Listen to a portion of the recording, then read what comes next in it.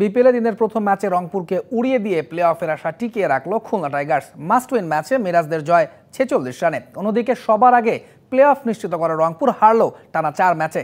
Toss জিতে আগে bat করে নাইম শেখের সেঞ্চুরিতে 220 রানের পুঁজি পায় খুলনা। জবাবে 174 রানের বেশি তুলতে পারেনি রংপুর রাইডার্স।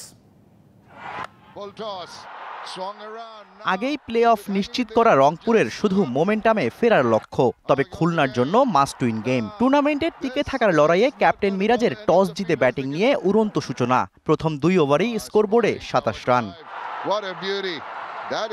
দুর্দান্ত শুরুর পরও ইনিংস টেনে নিতে ব্যর্থ মিরাজ। 21 করে আউট হন শেখ মেহেদীর বলে, আর অ্যালেক্স রস হন রান আউটের শিকার। তবে থেমে থাকেননি নাইম। বশিষ্ঠকে নিয়ে তুলোধুনো করেন রংপুর বোলারদের। 33 বলে 50 নাইম শেখের। দুজনের জুটি থেকে আসে 88 রান। উইলিয়াম বশিষ্ঠ 36 রানে ফিরলেও তাণ্ডব চালিয়েছেন নাইম। মাহিদুল অঙ্কনকে নিয়ে করেছেন 70 রানের পার্টনারশিপ। মাত্র 55 বল খেলে নাইম তুলে নিয়েছেন বিপিএল ক্যারিয়ারের প্রথম সেঞ্চুরি। শেষ পর্যন্ত এই ব্যাটারের 111 রানের অনবদ্য ইনিংসে খুলনার স্কোরবোর্ডে যোগ হয়েছে 220। মাঠের অলরাউন্ডার আমি, আর ঘরের অলরাউন্ডার টাইলক্স।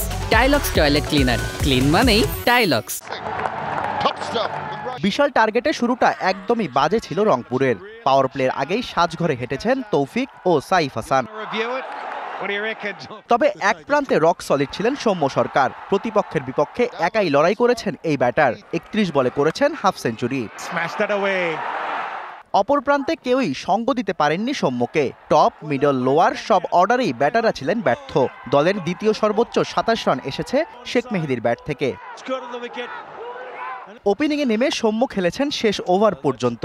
রংপুরের মোট 174 রানের 74 রানই এসেছে সৌম্যর উইলো থেকে। 46 রানের জয় নিয়ে স্বস্তিতে মাঠ ছেড়েছে খুলনা টাইগার্স।